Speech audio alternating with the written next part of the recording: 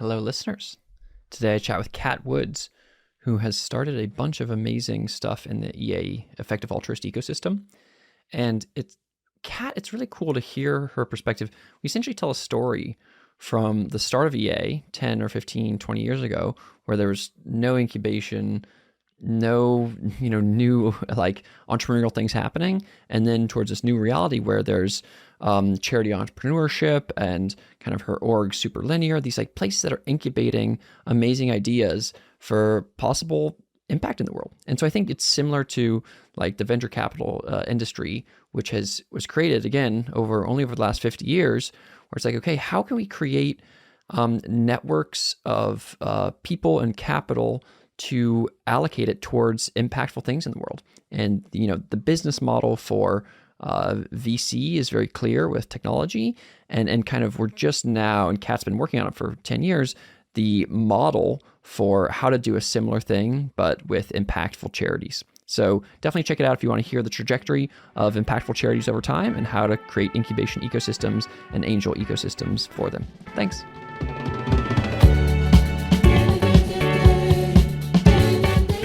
Hello, fellow pluralists. I'm Rhys, the co-founder of Root, and welcome to The Rhys Show. This century is a turning point in human history, and I'm here to help you navigate it. I hope you come away with a new understanding of the scientific, technological, and societal trends that are poised to radically reshape our world, and how you can work with those trends to become a live player in building a solar punk future. And to chat about that, today I'm excited to talk with Kat Woods. Kat is a co-founder of a bunch of cool entrepreneurial ecosystems in effective altruism. And here's a list: nonlinear, charity science health, and charity entrepreneurship. Kat, thanks for being on the show and welcome. Thanks for having me.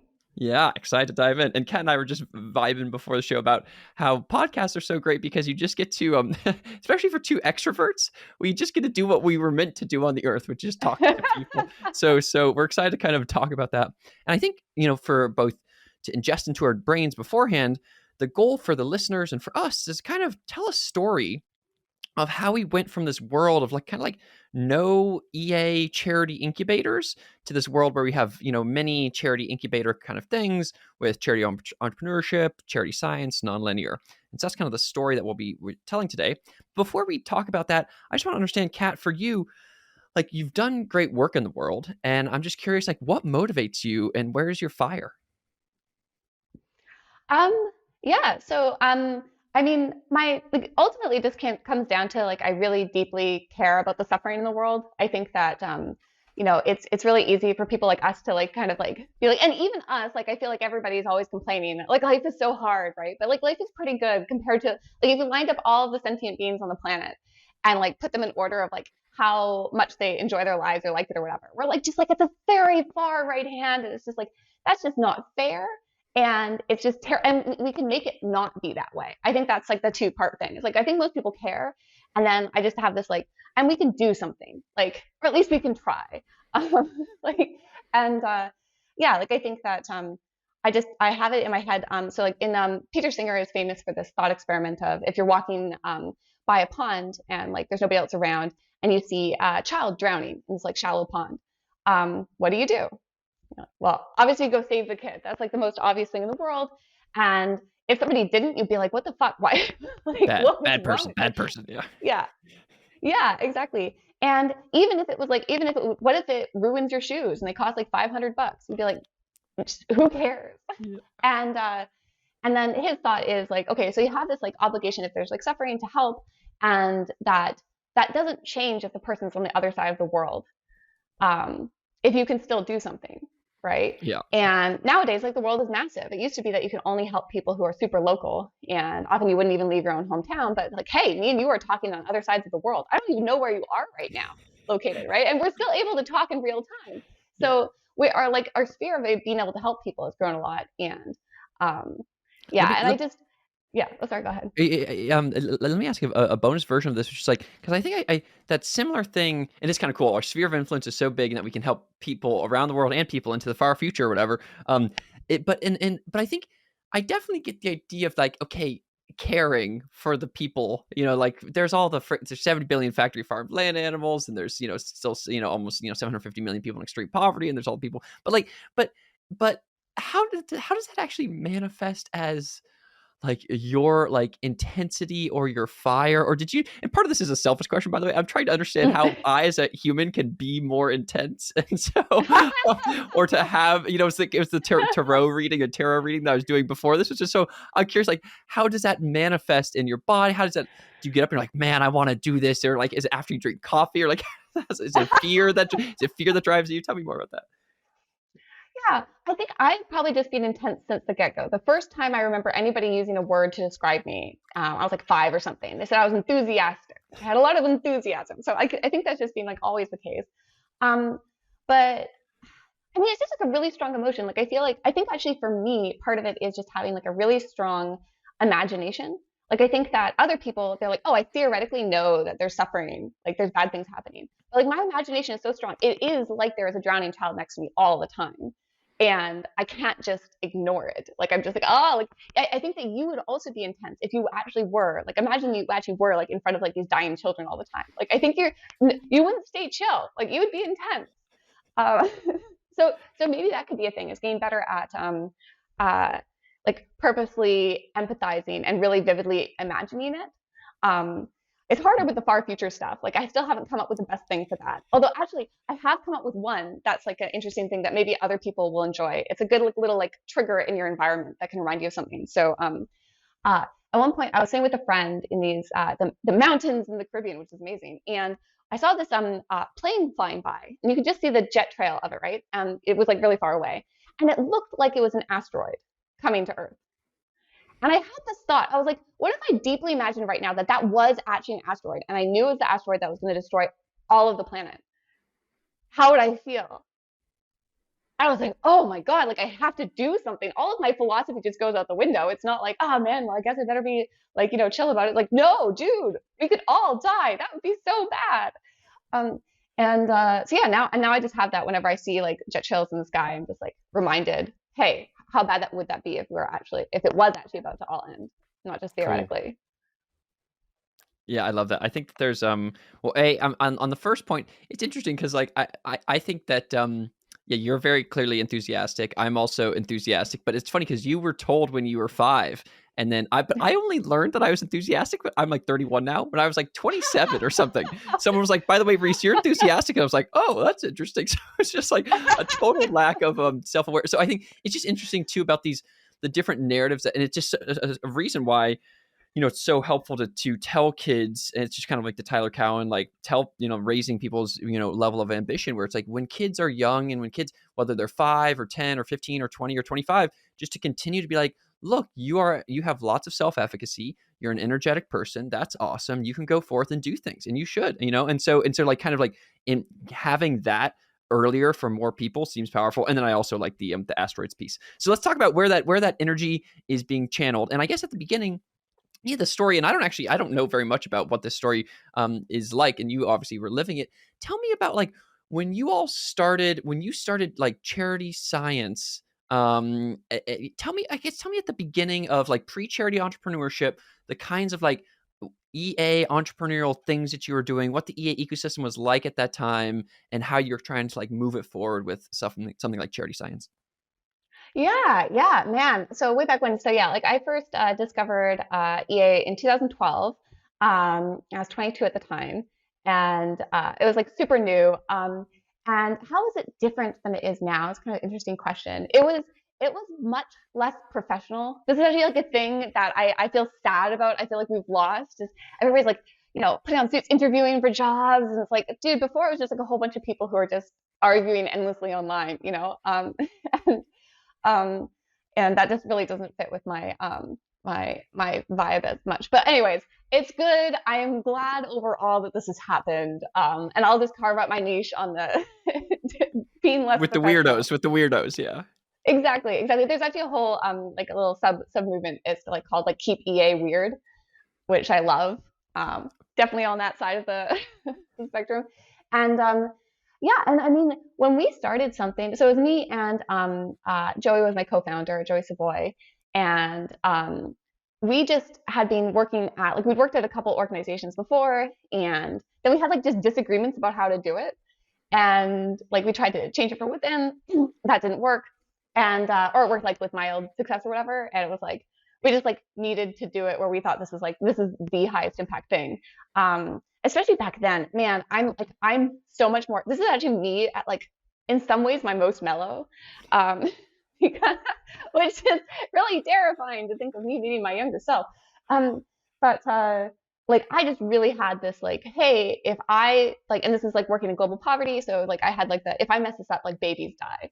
Um, and if I'm not doing the most, then that's like really bad. And then I've had to like work on that and be like, okay, like maybe like ethically that is the right thing to do, but like psychologically you can't function that way.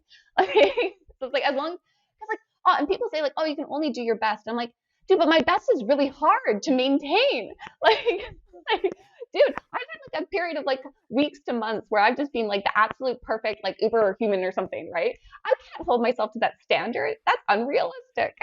Like, Do not quite your best. Yeah, try, like yeah, do well or something. yeah. Yeah. Doesn't have quite the same ring, does it? Do No. 95th percentile of Exactly. your like. Exactly. Oh man, yeah. So yeah, we just started. We started off really small, and just fundraised a very little amount. Also back then it was like, oh, we're really, really, and also I think this is still true in animal rights and global poverty is like really funding constrained. And so like there's this thing of like, oh, hey, every a bit of money that you take is like taken away from like children in Africa or something. And so that was kind of an interesting thing. At the very beginning, I paid myself nothing. Like I went way like this is like more like I was at the the far end of the spectrum of how how very literally and seriously people took this. And I lived off of like the first year was like $6,000 a year in like Vancouver. Like this is not like a cheap city. Um, and then it just kept going up, and we were like, oh, how do we deal with like all of this decadence that's happening? How do we actually select our salary? And then we ended up deciding that we just say like, what if we took all the money in the world and you divided it evenly? How much would everybody get paid? And so we picked that, and that's cool too because as the world gets richer, you can also get richer. I don't actually follow that anymore because like working in AI safety, there's just it's more actually that we've got a bunch of funding, but we need more people who can actually do stuff with it and like actually move forward productively, which is like the current bigger bottleneck. And tell me at the beginning of this, and I don't and I don't even know that much about, like, I know more. You can model me as a person who knows slightly more about charity entrepreneurship and slightly more about, super linear, non-linear. But at the beginning, like charity science, like what were you all even, so it's like you had GiveWell, which was a thing. Now I was looking at charities and saying we should probably give to folks in like extreme poverty and probably like, give directly. And, these like anti-malarial foundation stuff is really good. And then what was charity? What were y'all doing at charity science? So at that time we were like a meta charity, so we're the charity that helps other charities. Because just go like my expression is the meta the better. Just like you just get more leverage the higher up you go in the chain. Um, and so what we were actually doing originally was fundraising. We were trying to get more money going towards the evidence-based charities. But we're actually doing it for not our charity. Like we're fundraising for other people's charities and doing stuff like that. And there was like a few like fun wins there. So like one at the time, so I was working on global poverty and animal rights. And at the time, we thought that one of the most evidence based ways and cost effective ways to help factory farmed animals was to basically have people watch videos, like compelling videos about it, right?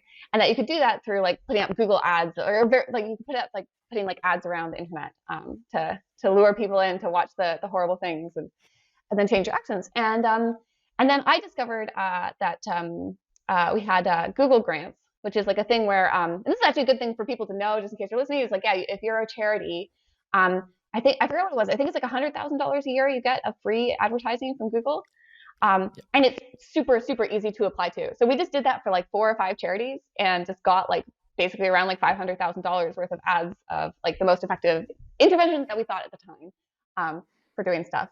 Although that was actually like a whole other interesting thing. So I was also involved. We ran like the first RCT that at least I've ever heard of still to this day in animal rights. Like previously, all the studies, like if there was anything, it was just going to be like a survey or observational. And we ran an actual RCT on leafleting, handing out leaflets about everything. And what I found really interesting about this whole experience was that like basically like I analyzed the data and I came to the conclusion that it had no effect, or at least no detectable effect. And The other people who are on the team analyzed it and they found the opposite. And that was that was I think probably the first time in my life where I really had this like all of a sudden like my confidence intervals of like how confident am I in my beliefs just had like this massive like increase. Where I was like, oh, I was totally wrong. And actually, I'm not even sure how wrong I was because other people look at the same data and disagree. And it's just gotten wider over time. Like right now, I'm Yeah. like way less judgmental than I was when I was in my 20s because I'm like, I don't know what's the best. I could be a Yeah. total, like totally wrong. This could be barking up totally the wrong tree. And yeah, so It's kind of like the strong anyway. ideas weekly held thing where you're just like, hey, I think that this is probably amazing and like we should probably go into this direction, but like I don't know at all. Yeah, um, and I love, yeah, by the way, the meta. I'm 100% going to use that, and that definitely is my instinct as well in life. And then tell me like one other question here, which is like, so charity science, was it, did you feel, because like what you have, like the stuff, like charity entrepreneurship is a thing that incubates nonprofits. And you know, in your current kind of incubator, which is non-linear, is a thing that incubates nonprofits. With charity science, I guess you weren't necessarily that you weren't kind of a thing that was, were you a thing that was incubating other things at the time, or were you just kind of no, like, hey, okay, yeah, you were just like, I feel like there's some space in the world where some impact can occur, and that impact needs to occur, and I'm going to go for it. How did you, let me ask you one other question here, which is like, how did you do the kind of idea maze, survey the landscape, explore, exploit, whatever, of being like, okay, what is the, where can we help out? How did you kind of do, what was that process like? man. I mean, there were so many things, right? I think like for me especially, a huge part of it is just arguing with people constantly. I think that like I spent most of my 20s just having debates with people all the time about everything, about how to have the most impact. Um, and that's the best. Yeah, just very much like I'm an ENTJ here. That's like a, or anyways. Of course, you know that's not scientific, but whatever. It totally describes a person. We all know it's true. Um, and yeah, so like there's like a lot of debating. There's a lot of, okay, so how I describe it, each time it's been different. I think the time that we did it the most systematically, and that was I'm really happy with the process, is so when we started our second charity, Cherry Science Health, um, that we actually had like we had a team of four, and we actually took like we took like the list of Givell had a list of charities that they think like they thought might be really effective, like impactful to have, right? But they hadn't done all the research yet. And so we just went and took four people and did 6 months of full-time researching and like systematically comparing that. We had like a list of questions to ask. We had questions like, okay, one of the things I think is actually the most important for doing that sort of research was like it's just time saving. There's like a million opportunities. You have to pick one, and was to ask yourself the question: what are the factors here that I think are most likely that I can will rule it out? Like, what are the most likely rule out factors? How do I quickly zoom into those and try and rule out an idea? So it was very like, it was instead of like being like, oh, hey, I had this brilliant idea in the shower, let's go do it. It was more like, oh, hey, here's like a giant list of ideas. We're going to try and kill them all and then see which ones are still standing at the end. Um, Yeah, yeah. So that's that's really great. good. And that's what charity entrepreneurship is still doing. Like, so charity entrepreneurship is the third charity. That's like the incubator. And they're still following that process. I'm sure they've iterated a bunch in the meantime. So I'm sure it's even better than it was before. But like, that's like the general process of, well, first try and destroy, but I think like actually like, and that's what EAs are really good at. Like effective altruists or EAs are fantastic at trying to destroy things. But I think like the next step that like we provide and like as part of my ethos is like first you try and like find all the problems and then you try and solve them because usually there's a way to solve those and make it like or like mitigate it or something, and then like most people just give up way too fast. They're like, oh, I had this idea, oh, but there's this problem, I guess it doesn't work. And yeah, usually you can just keep going endlessly, honestly, but and then eventually you do find some things that are probably better. Yeah, that's interesting. And before talking deeper about charity entrepreneurship, I guess so yeah, what I'm hearing is, and the debating thing, I actually think is really good. We're just like, and the kind of like recommendation both to self, to you, and to the world is like, just the thing of like, or what I'm hearing you say is where you can just be with people who be with the affinity groupings that you want to affinity with, and then just chat with them a bunch. And that really is extremely powerful. And you're just able to do that in the world. You're able to chat with folks and whether it is if you're in Silicon Valley and you're like building things and testing them and you're chatting with other random like founders, or if you're on you're doing EA and you're in Berkeley or whatever, California, you're like chatting about like the future of AI safety, or if you're just on the interwebs and you're like in some random Twitter sphere and you're like, in Teapot, this part of Twitter or something, and you're like vibing on, like IFS, interfamily systems. That's not the right word for that. And so whatever that might be, it's just like to kind of to vibe is actually like a very productive process in itself. And then, as you said, this kind of rule out process is very, you find the problems and then do some validation of like, okay, what would be the biggest things? What are the biggest risks here, and how can we de-risk them? And or maybe they just die. So tell us about the next part, like charity entrepreneurship. You're going forth, and what I guess I'm curious, like, and maybe just to talk, and I know you're not necessarily like part of the charity entrepreneurship team, but like, what is the eeny teeny peeny shrimp? There's this great, that's what I like to call entrepreneurship, eeny teeny peeny shrimp. But tell us more about the start of charity entrepreneurship and the kinds of impact it's had, or how it thinks about incubating, what your role at the beginning of it was. Yeah. So I think like the way I think of the beginning of it was before it was definitely an organization was so we had done this research for Charity Science Health. We'd found the one that we thought was best, but we had kind of our top five that we were like, okay, let's be reasonable. We can't start multiple charities all at once, so we'll just like pick the best one. But we'll publish our top ones just in case, right? Who knows? Maybe it's just good to be transparent or whatever. And then later somebody reached out to us and said, hey, like I really like your ideas. I love this. I want to start one of the things, but I'm scared. I don't know what to do. Can you help me out? And so it gave him a bunch of coaching and consulting. Ended up giving him some seed funding, and he ended up starting like a charity that was really good, like probably better than our charity. And it was like, oh, oh, like that was so much easier than starting our own charity. How do we scale that up? Like, how do we make that be the thing? Because that was like, and it also fits like way more with like my personality, also with Joey's, of like, it's much more of the, yeah, like being at the beginning, like kind of like a coaching mindset. And at that point, we'd started two charities. So it was kind of like, okay, we actually have some background that we can actually provide that like coaching and it actually be valuable. And yeah, and so then that being started, it's and it's one of those things. So like for me, one of my biggest underlying things for my strategy is this idea of passive impact. So like it's like passive income, where like if you invest in an index fund or like or renting out or like a million other things, where you put in the initial capital, some initial like investment, and then mostly you can just step back and it's making money on its own. I really want to have that for impact. I I am foundationally lazy. I don't want to have to keep doing work. Um, and also, it's just way better from an impact perspective, right? Because if it has to be reliant on you putting in time and energy, it's like, well, you're a limited human being. And so this is just like way higher leverage.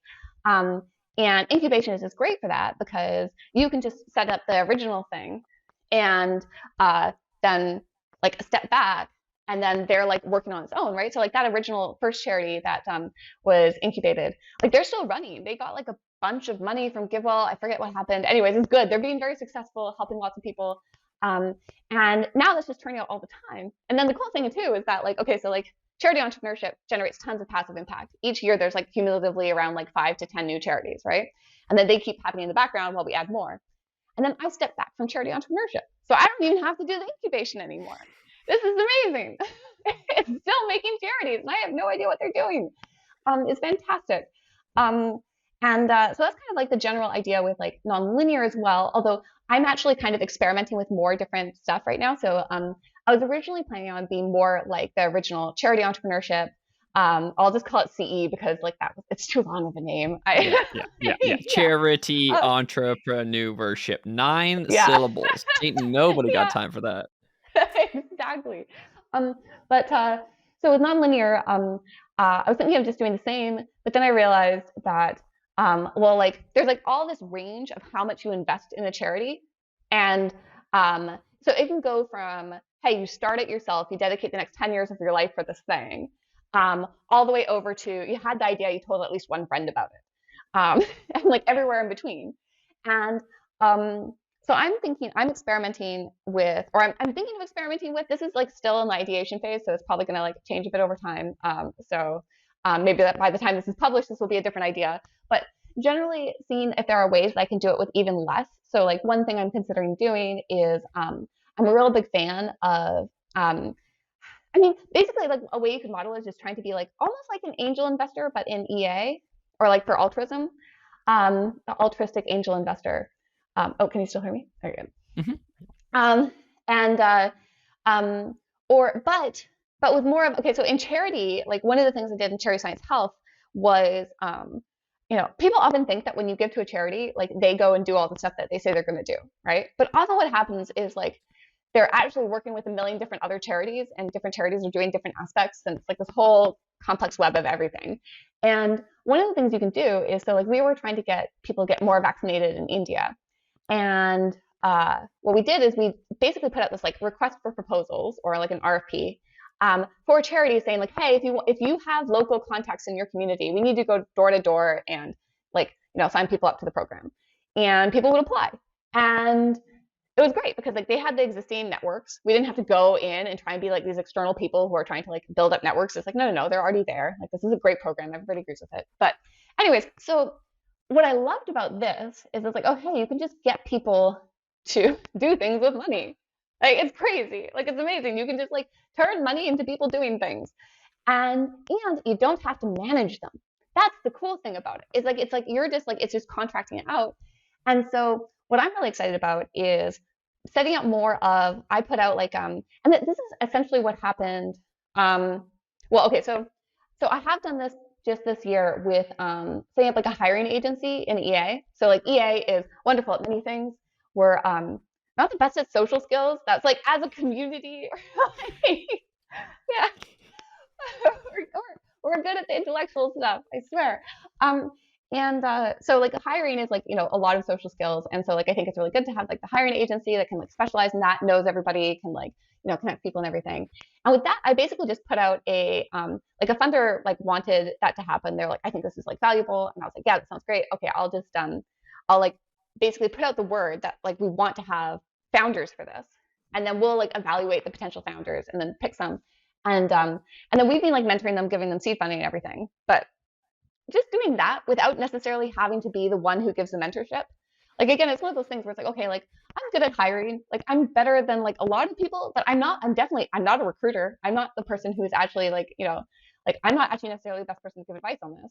And then just also giving essentially that away. So being like, okay, what I can do or what we could do is set up like this thing where like, okay, we think these ideas are good. We think somebody should be doing them. We're just going to post up a thing saying like, hey, we'll fund somebody like the right team to start this, and we'll introduce you to mentors.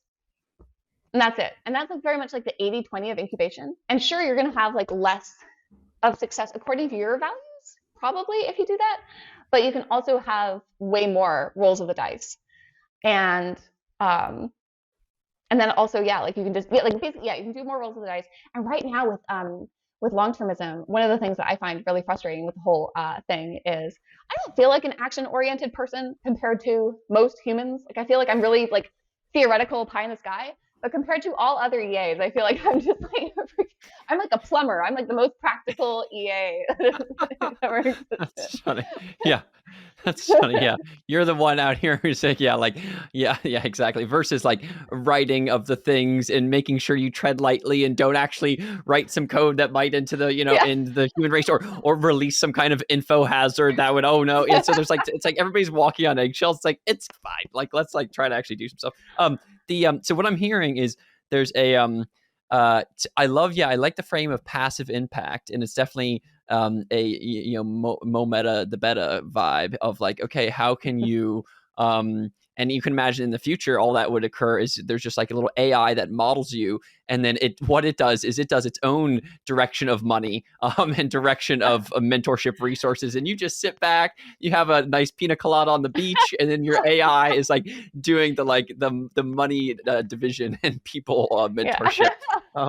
But no, I think it's interesting. I think that the way it's cool to like, yeah, I think there's something really powerful about backing all the way off the stack. It's like the charity science health stuff. It's like, hey, you guys did part of the ball game here. And as folks go through the world, it's like what you're doing is you're looking at where there might be value. And the value in something like entrepreneurship traditionally is like talking with lots of customers, skating to where the puck is headed from a technology perspective, and kind of like seeing like, oh, this could actually be valuable for people. Oh man, people actually really want this, and there's this new technology. Like, great. But and from an entrepreneurship perspective, it's a lot of the power is just like looking at, you guys just looked at a initial GiveWell thing and said, look, here's a bunch of charities that like might be good, but we don't really know. And you're just like, oh, there's just like clear value there. Like these are possibly good things that we want to uncover, blah, blah, blah. And so you did that, highlighted the top one. And then, yeah, as you saw, there's like, okay, cool.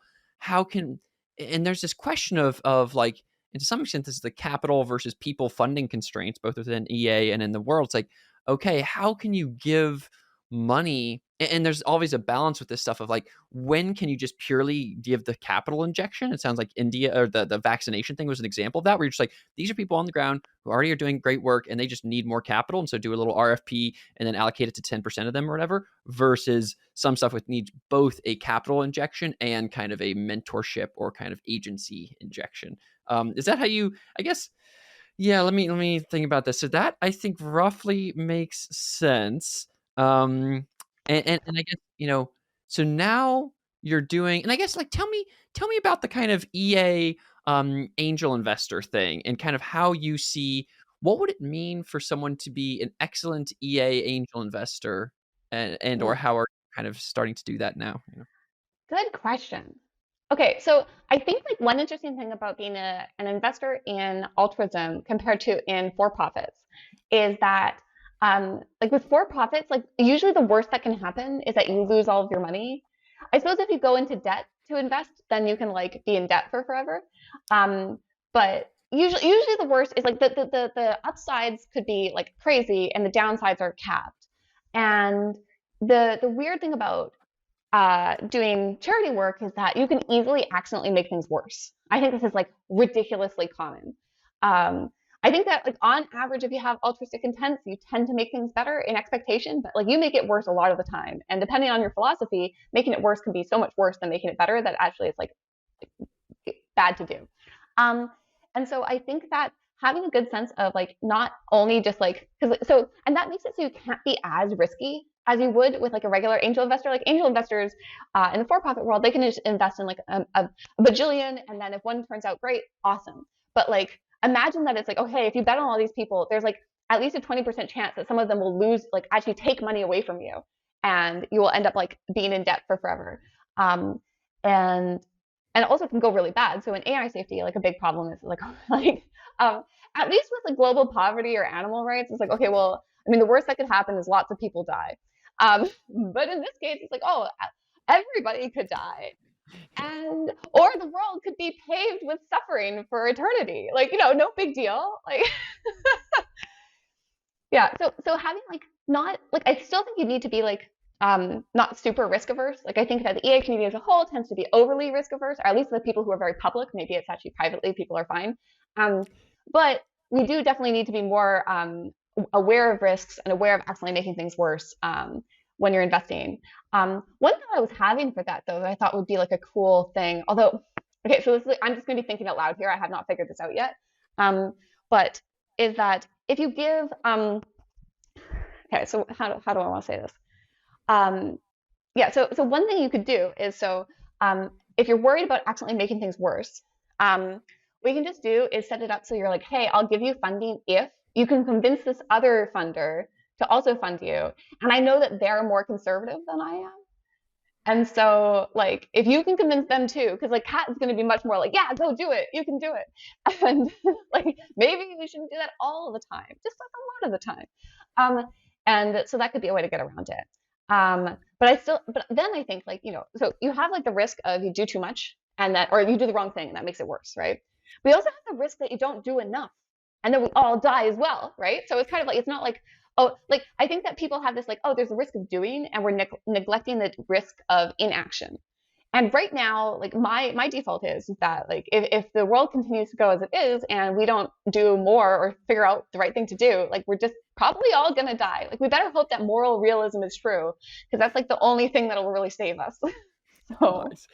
Yeah, so what I'm hearing is that there's like It's interesting because I think I hear what you're saying on the upside downside risk. I think that there's a yeah, which is like, hey, that there is obviously, I mean, clearly, the downside of a startup, when you compare, and even startups that had quote unquote larger downsides, which were things like, I don't know, the negative externalities of Facebook in Myanmar, or the negative externalities of some kind of Palantir for ice thing or something like that. It's like those things are yeah, obviously less than the massive AI safety, and X risk there. I think that there's a yeah, it's interesting because I think that there's like, well, but let me ask you another version of this, which is continuing to kind of, or let me, yeah. So when I imagine a healthier, and I think we're getting closer to a healthier kind of EA funding ecosystem, which is, back in the day it was zero, and then it was OpenFill, and now we have OpenFill and FTX, and now both OpenFill and FTX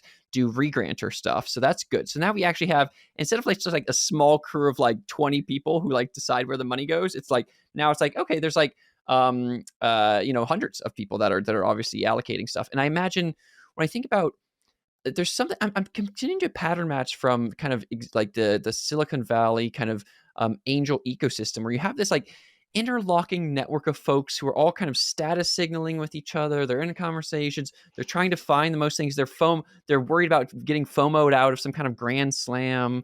And so I don't know, is there other kind of like, a I mean, and I'm not sure you know more about the FTX like regranter ecosystem than I do, but like, does that like network of angels, EA angels exist? And if so, they're looking for these big wins, but then the wins don't necessarily, like for a normal angel, it's like a huge win allows you to add it to your thing, and it allows you obviously the financial upside. So how do those kind of like, how's the network looking? And also how is the like grand slam FOMO working? Yeah. Okay. So, oh, one thing I actually want to add there. So, like, Yeah. there's another big funder that I feel like a lot of people don't know about that I'm trying to like get more people to know about because it's great. It's a survival and flourishing fund. It's How much do they give out? I think Is it a lot compared to Open Phil and I don't know. I mean, I think FTX? like it's like in the range of like single digit millions to double digit millions each year or something. So I Okay, mean, like you okay, can still get like very sizable grants from it. We got like a big grant from them. cool, Um, cool. and what I love about their system is they have it. They've like I don't know. I'm just like one of my ideas is actually just to copy their thing and make it public so we can use it for everything. But actually, I'll probably just try and convince the guy who's running it to make it public, and then there you S go. I don't have to do process any work. stuff. Yeah, yeah, the S process. It's so It's cool. amazing. Okay, so like, yeah, what's like the general thing of it? It's like, each person's a regranter. They can regrant out various things, and then they get more like money based off of, like in the next round, based off of how good they were at predicting whether like Jan liked the donation or not. Um, and what's the other thing that I liked was really cool about it? Oh, they don't have so like they have like much less of a veto system. So like I feel like right now with like a lot of the other funders, they're like, oh, if any one person really doesn't want like it, then it gets nixed, right? And EAs can't agree on anything, so a lot of things get nixed. Um, and with like SFF, what they do is if any one person is really excited about it, then it tends to go through. And yeah, I think that's just freaking great. So Yeah, that'd be good. Um, yeah. but So yeah. so what do you Mhm. imagine? Maybe I'd love to hear from you as you become, because I could see, more meta the better of mindset and this kind of passive income. Like, if one thing I could see you shaping going forward is this kind of the EA Angels ecosystem. What would you want it to look like in 5 years or whatever? Ah, man. Yeah, so I think that I would love for, I think right now a lot of people who are really entrepreneurial might come across EA and bounce off of it because um, a lot of the culture is just, yeah, like my partner actually, like he definitely like, wouldn't have it. I just came along and I was like, no, no, no, keep trying. Like they're worth it, I swear. Uh, Um, and it's just like I think that like it's a very critical community. Like if you post something online, like I feel like usually people are going to be like, yeah, or they ignore you. Like they don't usually be like, hey, here are all the reasons you're wrong. And, uh, and so I don't know exactly how to fix that, but I would want that to be fixed because like the problem is that like actually that is both a bug and a feature. It's like the reason why EA is like good in my mind is because we're willing to like not just be like, oh hey, yeah, just try your best, try and do good. It's like no, no, no, let's debate it, let's try and figure this out. And you can't get anywhere if you can't disagree. Um, and so that's really good. But like I wish there was like a way to like you know like have like a little smoke signal to the entrepreneurial types, be like, come this way, like here, like it's going to be like a nicer thing for that. Um, I would love there to be just way more people doing outreach, trying to talk to people working in like ML and getting them to like seriously consider this safety arguments. Right now, there's this thing of like, oh, we're really worried that like, what if we do the outreach wrong and it's bad and people like have like a negative backlash, right? Like you can see this happen sometimes with like vegetarianism, right? Like you go like you have PETA just goes around like makes it worse for all the vegetarians. They're like, come on, PETA, stop it. Um, like it's making it worse. And like AI safety has definitely had those sorts of people where it's like, oh wow, like yeah, doomsday, everything's gonna die, like you're like, no, okay, but like I mean that could happen. Like we actually do need to talk about that and then make it, but like have it be like serious. And I think like right now, like there's like around like 150 people working on AI safety, and like we need tens of thousands of people working on AI safety. This is like one of the most important and interesting questions of all history, and we've got like 150 people working on it. Like yeah, I want way more people, and it's like going in that direction. It just has been becoming more and more like a legitimate thing. Like people just like, you can just say it now. I actually say it to like taxi drivers and stuff like that. I'm just like, they're like, what do you do? And I'm like, trying to make sure AI goes well. And they're like, yeah, that makes sense actually. No, like, yeah, because it could be the best, right? Like it's the most motivational thing in a way, right? Because it's like, oh hey, if it goes well, it could be like literally the best thing that's ever happened. And then if it goes poorly, it could literally be the worst thing that's ever happened. And so you kind of got a very good carrot and stick. And do you think, yeah, so what I'm hearing is that like if you imagine, and I'm gonna actually double click on this question in a second, but like, yeah, so the EA community so is a to have it be less, yeah, the feature bug superpower shadow mindset I agree with, which is that it is a yeah, the criticalness is obviously extremely good, but it's also like if you're a new person to it who has entrepreneurial builder energy or whatever, and you're kind of like, oh, and if you go to and that's why the kind of FOMO within like the Silicon Valley world is so powerful, because like you come in and people are like incentivized to say yes, where they're like, oh man, this is like an energetic, smart man or woman who's here, like I should probably give them $1 million, because like that is, I don't know what they're going to do, but it's probably going to be good. Versus in the EA community, it's more like there's a little bit of that where like game respects game, and you can like see like smart folks coming up, but there's like maybe a little bit not quite enough of the like yeah, finding ways to mitigate the bug side of the criticalness. And then the other side is like, yeah, the getting more people. Yeah, it's like the classic, capital constraint, people constraint, where it's like we're so people. And I think, yeah, the EA at the beginning had some worries, and now it's just like the cat's out of the bag, And so there's a Yeah.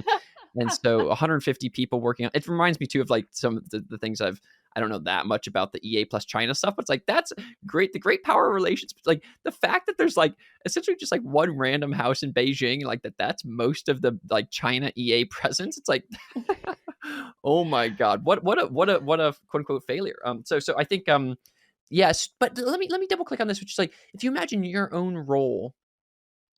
Or maybe let me ask this question. What are the things that you're excited to, either existing projects that you're excited about that you're kind of incubating, or like future ones that you're starting to think about? You're like, what if this is like a juicy area? This is a juicy area. What are some things, ways that you see yourself kind of incubating or contributing in the next, 1 to 3 years? Yeah. So the project I'm probably the most excited about is I'm calling it the idea market. That's the working title. It might be the actual title in the end. Um, and the way I would describe it is it's like a decentralized automatic prioritization research thing. So I'm trying to like design something that will like automatically filter up to the top, like the best charity ideas. And then also have that like, and then ideally what I'd have is like, so what I'm kind of imagining in my mind is or I was about to say, do you know Nomad List, but maybe people don't. So Nomad List is this like website where you can like just find all of the best places to travel, and it basically like filters. You can filter it by everything, right? So you can like look by a city as like, oh, is it warm in wintertime? Is it how good is it for women? How much living does it cost? Like all sorts of stuff like that. And it's like really cool. You can just sort by all the things you care about. It's amazing. You should definitely go spend some time on there if you haven't already. And I want Nomad List for impactful projects.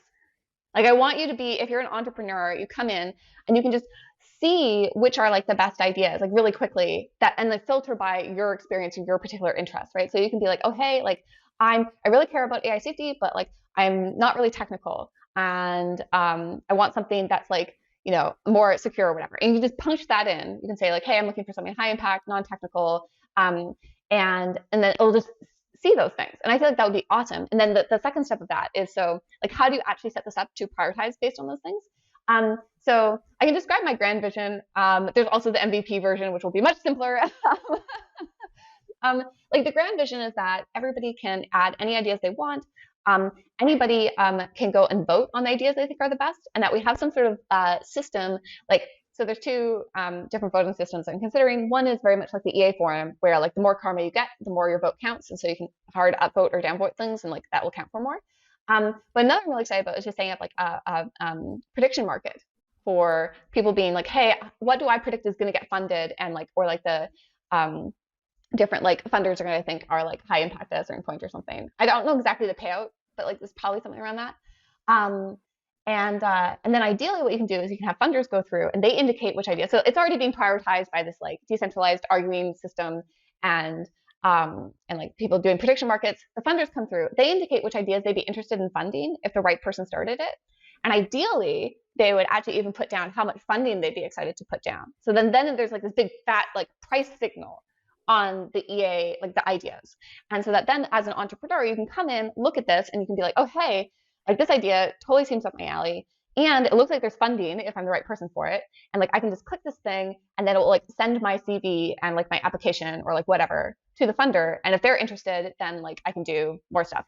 And I think this would just be like a way better way to allocate like all this, like we have like EA is filled with like such talented people. Holy shit. Like the EA community will give you imposter syndrome, like guaranteed. Like it's just it's so annoying. And like like but we're not doing anything with it. I feel like people come in and say like, okay, I'm convinced of AI safety, like what do I do? And they're like, I don't know, like, are you a genius at ML? Like if not, we don't really have anything for you. It's just like, this is stupid. We can do better than this. And this would be a way to do that. And then also have it be like the funders can like basically be like, hey, I have this idea. Because like the funders in EA are actually like pretty knowledgeable and values aligned, right? Like they're really smart people. So like if they think an idea is good and they're like aware of the community and everything, right? Like then it would just be great if they could just have that money and just like turn it into like somebody actually doing it without having to like do all management. Then the entrepreneurs can find the good ideas, and then I cannot do anything. This is the dream. More meta the better. Yeah, the no, no, I mean, I agree with a lot of this. I mean, I think it's like, yeah, it's obviously as one comes to, and it's just similar to various random things that we're thinking about at Root, where it's like, just like the information ecosystem being upstream of stuff and the way to use, and it's also a lot of, crypto adjacent ideas where, and what you want. I think that the nomad list for charities is a good way to describe it, or a nomad list for like charity ideas or impactful charity ideas. It's interesting too, because I think, the where price signals are kind of our way as a human organism for determining like where we should put our attention and time. Like money is not some kind of negative thing. It's just like, here's where the value is, or at least the value, a proxy for value. And so I think that there's like trying to, we have this okay, like the job market is a version of this, where it's like there's essentially price signals from everybody saying, here are certain jobs that exist within the world, and then you can go and you can search on the YC list or the 80,000 hours or the EA hiring board or whatever, and you can like kind of see where possibly valuable work is. And then the question here though is like, how can you add price? Correct me if I'm wrong, but what I'm hearing is something about like price signals being up even more upstream of like the job themselves, but like instead on the idea. Is that kind of what I'm hearing? Mm-hmm. Yeah, exactly.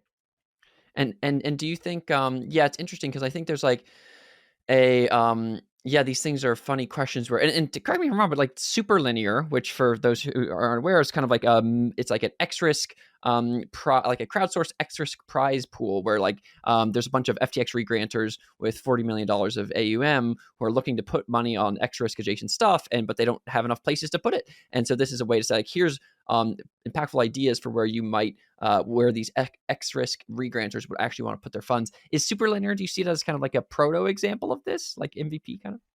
Yeah. Like I do think that it provides like price signals for people to do stuff. And it like I actually think like right now Supe-Linear is for prizes / bounties. So it's like, oh, you only get this if you've completed the thing. But ultimately we're kind of probably going to go towards like it's RFPs, or it's bounties, but also RFPs. So you can also have it be where it's like, oh, hey, we have the money, we're going to find the right people and then give them the money beforehand. And so it does a lot of that. The thing is it's just for it's well, yeah, actually, yeah, people can just add their own things. So yeah, I mean, it is a lot of that. So it's pretty good. We just need to add a prediction market, and then there you go. And the cool thing about the prediction market, if you combine prediction markets with prizes, wait, okay, so let me see if I get this right. I always like get confused with freaking impact certificates or whatever we're calling Yeah. them, like impact Yeah. tokens. I don't know, like but what was it? So it's like, okay, if you think that somebody could get the bounty, like you could invest in them to try and get it, and then like potentially make a profit and have some percentage of it if they do win. So that could set up like a cool like speculation, EA speculation bubble. I don't know, like I love it too playing with because fire. Yeah. yeah, I think there's a it's funny because also as one goes more upstream and more meta the better on any of this stuff, what you lend towards is essentially crowd curated, AI curated information, knowledge, collective intelligence ecosystems that do price signaling stuff. And that's on the kind of like idea side. And on the people side, what you end with is essentially a version of indentured servitude, but like positive indentured servitude, which is like these ISA style things where you're kind of you see cool people, and then there's some kind of like, if you get in early on the person, then you're like, great, this seems good. I'm going to point and we have a version of that now. She's like, oh, here's a smart person. I don't know what they're going to create, but I'll like invest in the company technically. But in fact, it's really just our way to invest in people because we're not allowed to. In any case, this has been, we're essentially at time here, Kat. And I guess, thank you for sharing about, I mean, it's cool to see, I'm excited to see where the meta the beta goes in the next 10 years. And do you have for folks who want to check stuff out, definitely check out Kat on Twitter. It's Kat _ two underscores, Woods, WOODS at Twitter. And then also you can check out, if you just Google, I mean, for me, my favorite one is like, if you go to nonlinear.org or super-linear.org, those are kind of cool projects that she spun up recently. Kat, do you have anything else to say to our listeners? That's probably it. Although one thing I would just add is you can also check out the Nonlinear Library, which is a passive podcast of it just automatically turns all of the top EA and rationalist content into audio, and it's like in podcast form. So if you just look up Nonlinear Library on any podcast, you can listen to it there. And so if you're into any EA stuff, like that's like a great place to go and like just start binging stuff. Binge away, people, binge away. Well, thank you so much, Kat, and thank you for listening, everybody. Goodbye.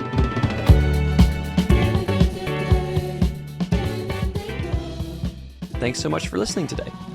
If you liked the show, please give us a 5-star podcast review or subscribe on YouTube.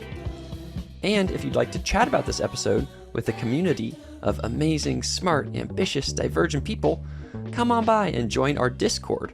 You can find it at root.co. That's ROOTE.co.